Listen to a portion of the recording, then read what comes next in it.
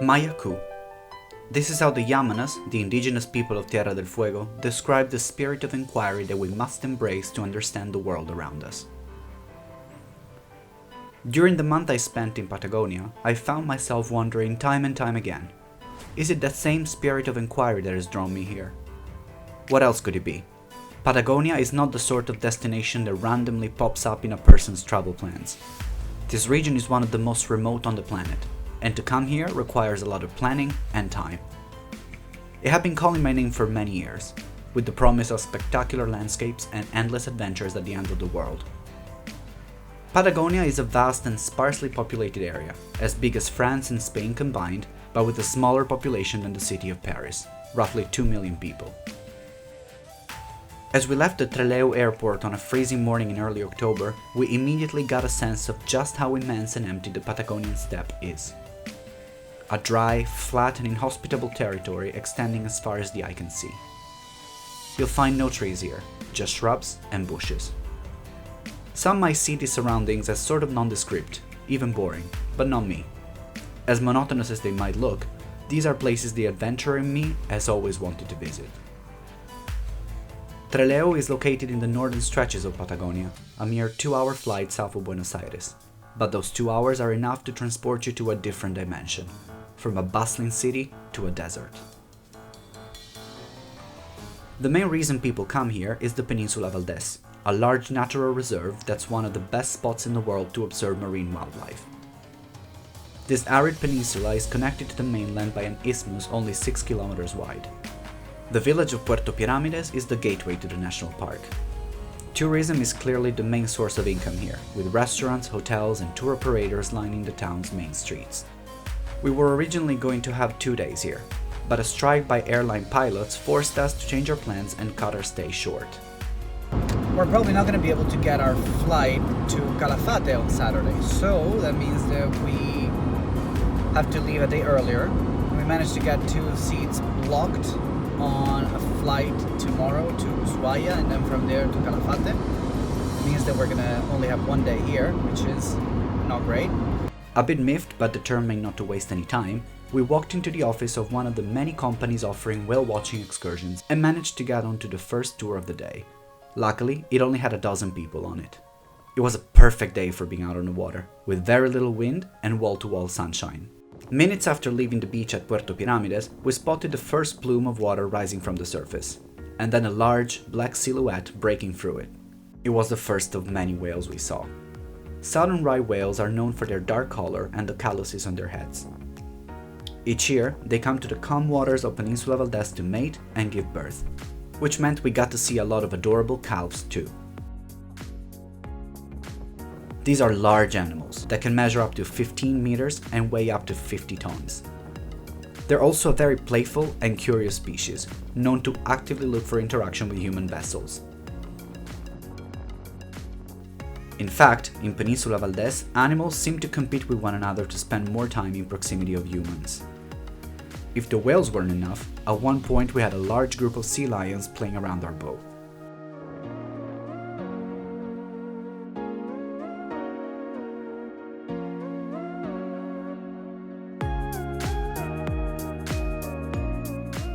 And then this happened.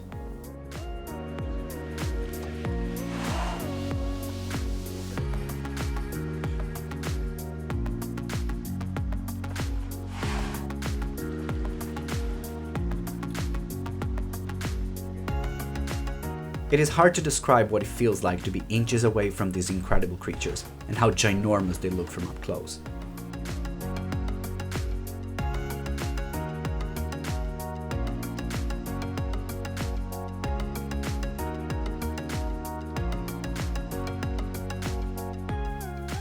Between August and October, sightings are basically guaranteed, and you don't even need to get out in the water to see whales. They're often visible from the mainland. Once you've had your fill of whales, head into the peninsula itself and drive to the eastern coast. It takes a couple of hours and the roads are pretty terrible. No tarmac and lots of potholes, so drive carefully. The landscapes and the many encounters with wildlife, however, will make the drive well worth it. Herds of guanacos running through the steppe, elephant seals sleeping on the beach, even Magellanic penguins.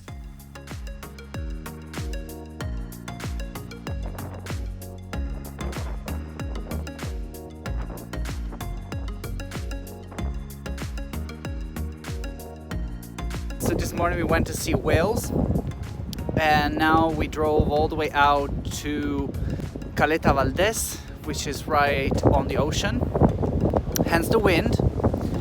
It's really pretty and we're hoping to see some elephant seals.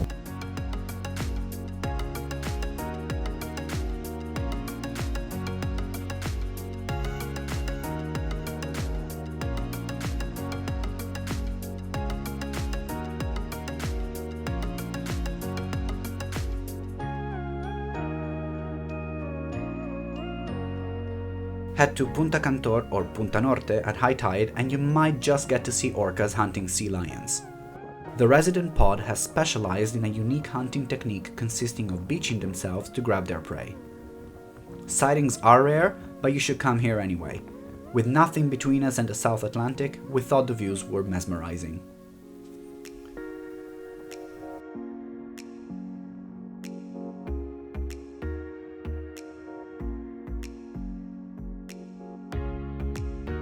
We would have liked to have more time here, but complications are just a part of travel. So, back in Piramides, at the end of a very long but amazing day, we enjoyed a lovely sunset next to a large and very loud colony of sea lions at Mirador Loberia. And sure enough, next to a lonely boat taking tourists on the last excursion of the day, a spray betrayed the presence of yet another whale.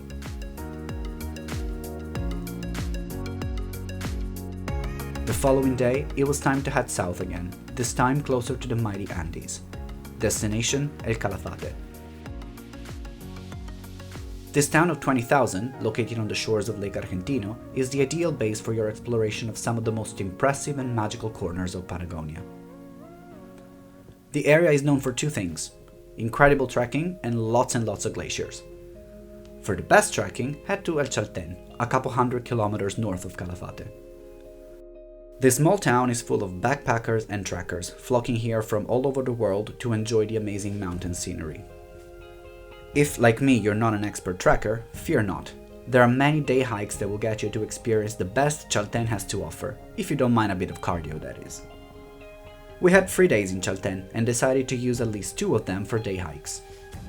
It is good to have some flexibility and keep a buffer of a day or 2 in these parts, because the weather is very unpredictable and it is not uncommon for people to travel to Patagonia only to have fierce winds, clouds and rain spoil their experience.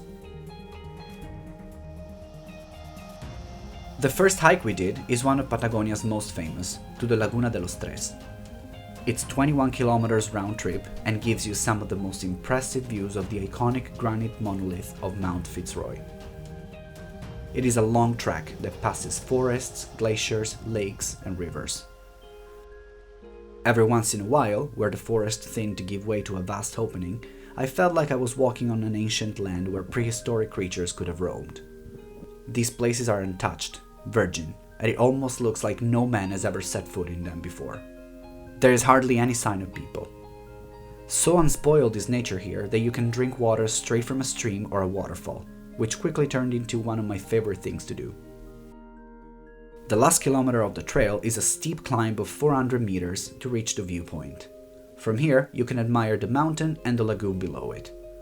So we made it to the Laguna de los Tres. It took about 5 hours, it's 12 kilometers, pretty easy all the way up to the last kilometer where things got really interesting. So you got mud, snow, ice, rocks, very steep climb, but we made it, that's all that matters.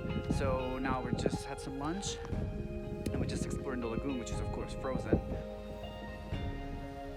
The ascent is quite challenging but doable. Despite the cold, having lunch up here, with Fitzroy playing hide and seek through the clouds, is simply unforgettable. 1 second the mountain is completely covered with clouds, the next they're almost entirely gone. We like to think that we had something to do with it.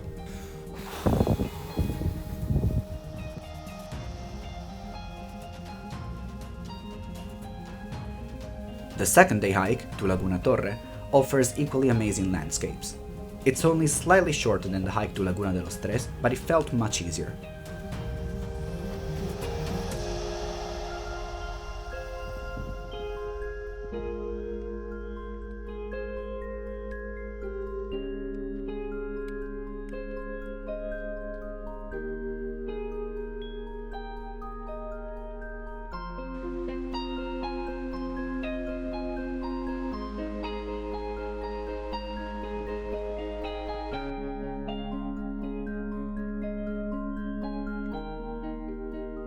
Once we reached the top, the clouds were covering Cerro Torre, the only unlucky moment we had with weather really, but the lagoon with its small icebergs was still worth the trek.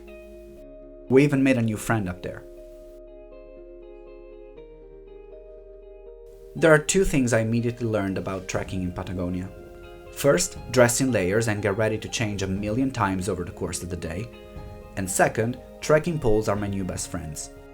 They allow you to keep a faster pace, they're great help when walking downhill, and they ensure your whole body is supporting your weight and not just your knees. Somehow, I think this is only a concern if, like me, you've reached the age of 35. After 3 incredible days in Chaltén, we headed back to Calafate.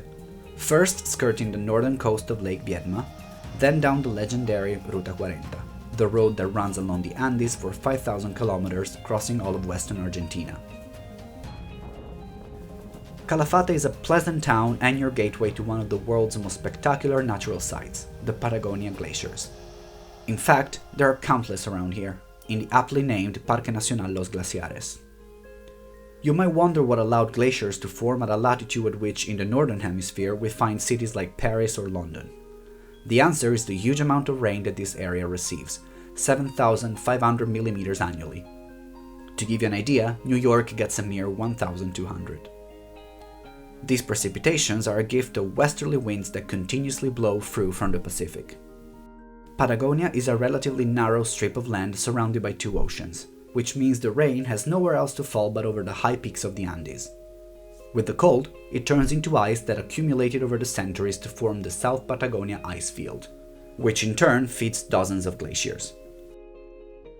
You can learn loads about ice, glaciers and the ice field at the super informative Glaciarium, located just 6 kilometers from Calafate. There are even free shuttle buses taking visitors to the museum from downtown. I highly recommend you visit before you head to the national park to learn as much as you can about this unique environment. By the way, architecturally the building is really cool and the views of the surroundings are stunning. There are countless activities to choose from to make the most of your time in the region. We picked 2. First, we joined a day-long sailing trip, an excursion called Ríos de Hielo, to explore the different branches of Lake Argentino.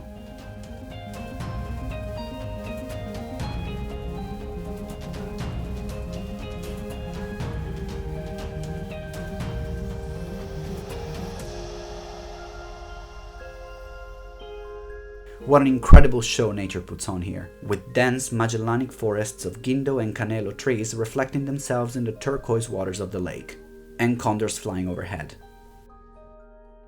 The color and milky appearance of the water are a result of the small particles of rock, known as rock flour, that remain suspended in it.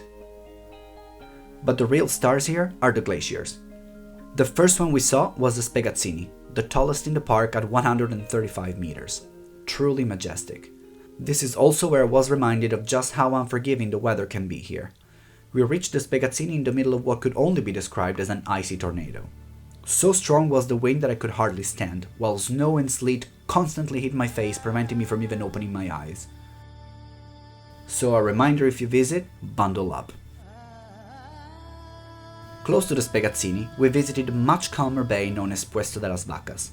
This is true Patagonia, inaccessible and extreme, and a great example of how the region was populated, by brave pioneers who moved to the middle of nowhere with a few cows and established their outposts. In this particular case, the project was halted when the national park was opened. The cows stayed behind though. A large group of them still lives here. Over time, they have grown wild and surprisingly adapted to this harsh environment. For me, one of the highlights of the day was dodging icebergs in the canal stretching out from the giant Uppsala Glacier, the largest in South America. It is too dangerous to approach these days, so you can only see it from a distance, but I promise the icebergs are more than enough to keep you entertained, with their otherworldly colors and remarkable shapes.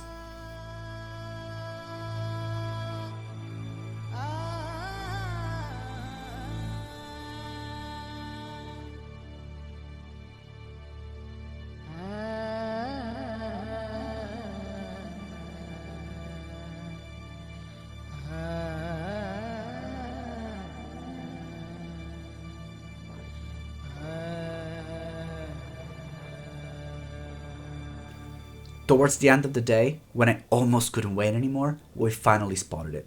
The crown jewel of the national park, and without a doubt, one of the greatest natural wonders of our planet, the Perito Moreno Glacier.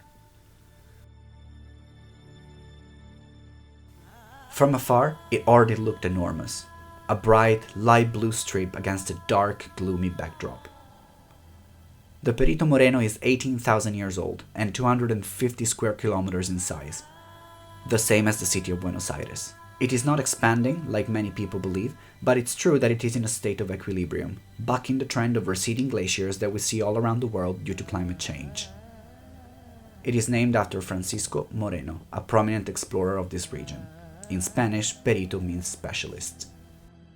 The colors of the glacier change constantly as the sun and clouds move in the sky. The many different shades of blue, which are due to different densities in the ice, seem to shine brighter when it's cloudy, for example, whereas when the sun comes out, the glacier turns white and very, very bright. I've seen Perito Moreno in pictures and videos for years, probably 20 years, but nothing can prepare you for seeing it up close in person. It's absolutely stunning. I don't know if I've ever seen anything this beautiful. There are 4 trails you can take, each with its corresponding color and offering different views of the north and south faces of the Perito Moreno. Plan to spend at least 3 hours here to properly enjoy the glacier from the different viewpoints.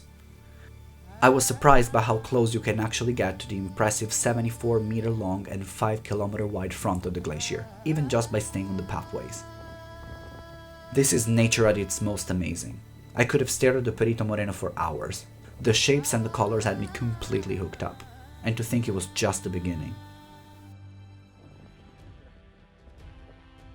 The following day, for our second activity in the park, we joined the Big Ice Trek. It's an expensive excursion, but it is not every day that you have the opportunity to walk on the most famous glacier on Earth for about 5 hours.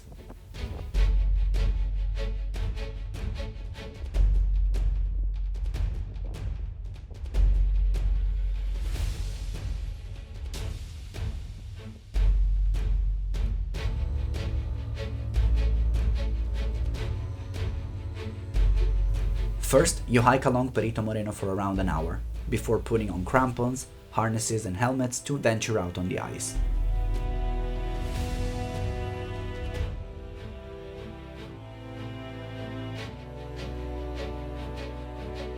Streams, caves, deep cracks, natural pools, this is an alien world. The silence is eerie, and it's broken only by the wind and the occasional spooky crack in the ice. With the exception of a very resilient insect, the glacier supports no life, yet it is very much alive itself. At its core, ice flows at a speed of 2.2 meters per day. What a fascinating place this is.